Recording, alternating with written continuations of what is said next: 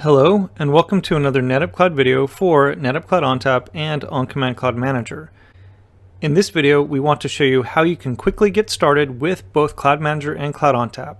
We'll show you how it's possible to quickly launch Cloud Manager from the AWS Marketplace, configure Cloud Manager, and then deploy your first Cloud ONTAP system. Let's get started.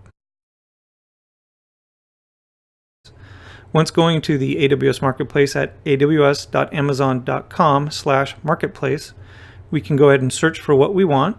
Now we can either search for Cloud Manager and specifically NetApp because there's a lot of entries for Cloud Manager, or we could search for Cloud ONTAP. Now let's give Cloud Manager a shot. Okay, using Cloud Manager NetApp provides us some of the results we expect and a few others. But we really need this one, OnCommand Cloud Manager on Linux. So let's click on that. Here we can see some of the details about the product, look at a product video, but coming down we can see some information. Well, we have some customer reviews as well, but the delivery methods. There's 3 new ones here, and one is the original one, just deploying the Cloud Manager AMI. There's also 2 others. One for just deploying an NFS volume. What that will do, it will go through and create Cloud Manager, and the Cloud Manager will go and launch Cloud ONTAP, and then it will also create an NFS volume of up to 2 terabytes on that system. We also have another one for DR NFS volumes. This is effectively the same thing, but what it does is it deploys 2 Cloud ONTAP systems, one in 2 different availability zones, and with that same 2 terabyte volume that's created, a snap mirror relationship or a replication relationship will be put in between the 2, so there's automatic replication in place.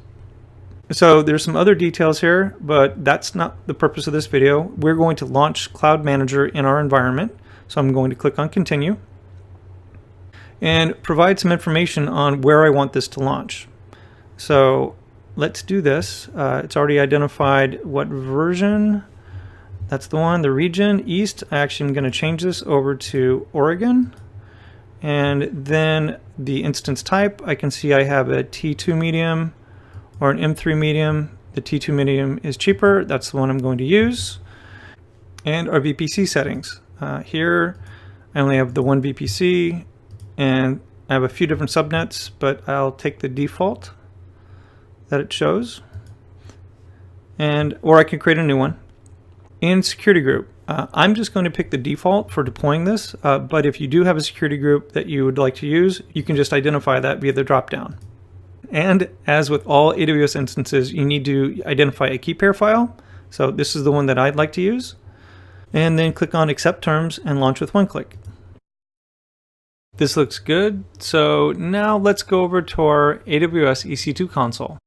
Looking at the instances, I can see that our new Cloud Manager instance is launching. Come back up. And we see that it's our T2 medium. We see OnCommand Cloud Manager. That's great. Now this is just going to take a little bit to deploy. And once it does, we'll come back and then get into it.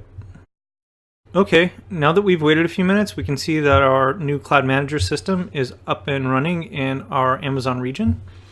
We'll go ahead and give this a name too, just because it would be a good thing to do. So now what we need to do is to go and configure our Cloud Manager system now that it's up and running. I'm just going to copy the public IP address. If you're not using a public IP address but instead using a private IP, in that case you'll have to be on your internal AWS network. In this case I am using a public IP for our demo. So let's go and open a browser. And we're opening up our IP address there. And this automatically takes us into the OnCommand Cloud Manager setup wizard. So this is pretty good because we can do one of 2 things. Either set up a new Cloud Manager system or restore from an existing Cloud Manager, like an existing 2.0 Cloud Manager system based on Windows. And again, this is a 2.1 Cloud Manager system based upon Linux. So I'm going to set up like new. Here's our end user license agreement. We can read through this and then agree. Now we can set up a proxy if we're connecting through a proxy system in our on-premises data center. I'm not going to do that right now, so I'm going to continue. And let us know who you are. Now create an admin user. So in this case, I'll put myself. Continue. Now I can put in my AWS credentials. So this is for an IAM user that I've created, and it adheres to our Cloud Manager IAM policy requirements. To learn more, you can click on this link and find out more about the IAM policies. I'm simply going to put that information in here quickly. Now that I've pasted in my access key and secret key information, I'll just verify that my policy conforms to the rules. And I also can put in an AWS S3 cost bucket for some of the cost and billing information. I'm going to skip that for now. And now create a tenant. This is a group that will host our Cloud ONTAP systems or our working environments, and we can have several different tenancies. I'm just going to say Data Fabric Group. And a cost center. Now this is optional, but I'm going to specify one anyway because this can add annotations to your cloud resources. Those then can also be pulled in and looked at by a monitoring tool such as OnCommand Insight. And the NetApp support site credentials, or NSSID. All Cloud ONTAP systems come with support included. The only thing is that you need to register for them. Cloud Manager can register your systems for support automatically if you identify your NSSID to be associated with your tenant. Once that's done, any Cloud ONTAP systems deployed in that tenancy will then automatically be registered for support. I'm going to skip that for now. And that's all there is to it. We've now completed the setup for our Cloud Manager system. Now that we've done that, let's go and deploy a Cloud ONTAP system. To do so, I'm going to click on Add an Environment. Here I can create a new Cloud ONTAP system or discover some existing ones. Let's just go and create a Cloud ONTAP system. So give it a working environment name. I'll do Cloud ONTAP 1. And we can also add in an AWS tag. Here I can identify up to 4 in addition to the ones already added to our Cloud ONTAP system.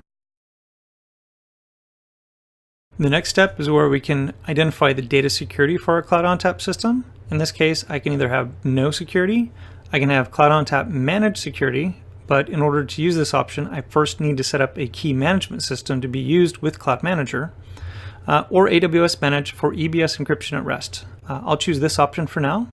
And now our virtual private cloud, or VPC. By default, Cloud Manager will pick the region where it is deployed as well as its VPC. This is to ensure the best communication possible between Cloud Manager and Cloud ONTAP. But if you have a VPN or some other routing in place to connect with another VPC or another region, then that's perfectly fine. You can choose whichever one you want. Here I only have the one VPC. I have a couple of different subnets, but I'll leave it as the default. And we can also select an available security group or let Cloud Manager create one for us. I'll just let it create one for us for now. And licensing.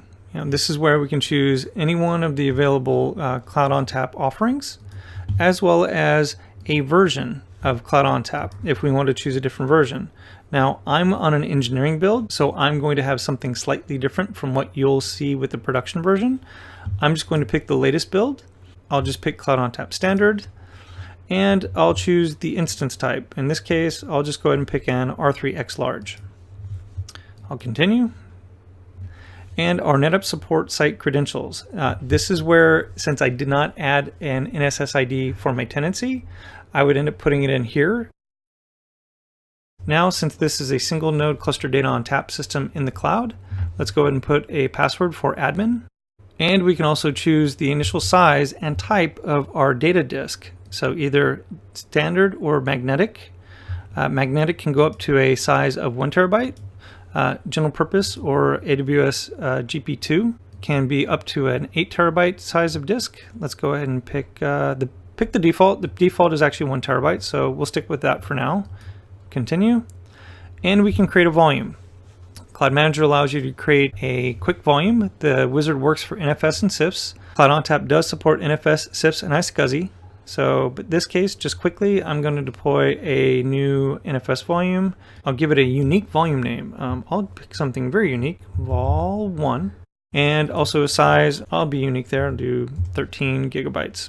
By default, you can give a access control policy for the subnet for which you're in, or provide no access, or you can specify a specific IP address. You can also pick the usage profile, either highest performance, which is no storage efficiencies, performance with efficiency, which is thin provisioning and deduplication, and then most efficient adds in compression. And the protection policy is the default protection policy for snapshots, but once this Cloud ONTAP system is up and running, if you add any additional snapshot policies, those would show up here.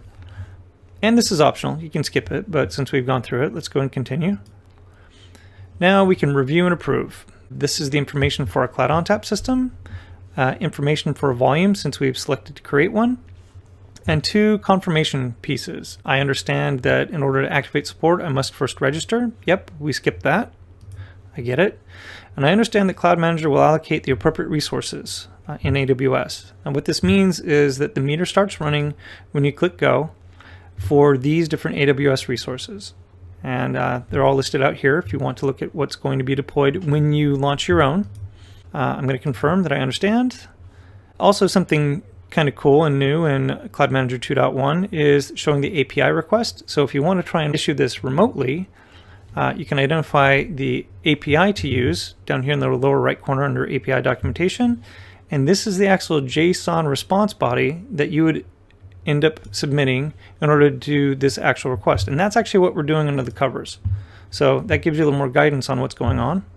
And then click on go. And that's all there is to it. You know, this is going to go ahead and launch that Cloud ONTAP system. And you know what? We'll let that finish real quick and then we'll come back. Okay, we've waited roughly 20 minutes and we can see that our Cloud ONTAP 1 system successfully deployed. You see the little gray lock here signifies that it has AWS managed encryption. If it was ONTAP and managed encryption, it would be blue. Now that it's up and running, we can click on the resources or double click on our cloud. We can see Vault 1 at 13 gig, which we deployed, and we can use Cloud Manager to do so much more with our Cloud ONTAP system. In order to find out more on what and how, please go check out the rest of our Cloud Manager and Cloud ONTAP videos. That's all we wanted to show you for this video. We hope you found it helpful. Thank you for watching and have a great day.